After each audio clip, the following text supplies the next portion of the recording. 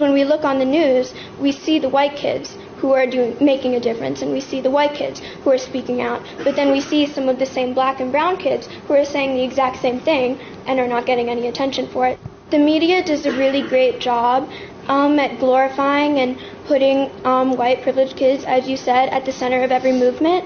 I've met so many black and brown girls who have experienced violence and who have to duck from bullets to get to school, but then we think of who we actually see on TV talking about those kind of situations. There are so many young girls of color and women of color who have been working their entire lives fighting for their voices to be heard, knowing that they don't have an equal chance at gaining that attention and getting that recognition, yet they still continue.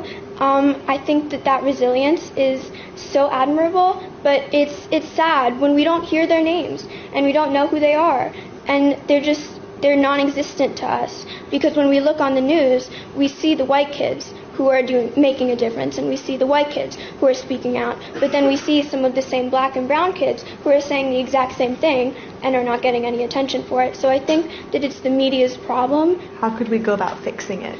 I think that we can raise awareness, and we can stop being so comfortable in the way we look at things. I think that we can challenge ourselves in the certain faces that we think of when we think of somebody who is successful, somebody who has a lot of money, someone who is educated.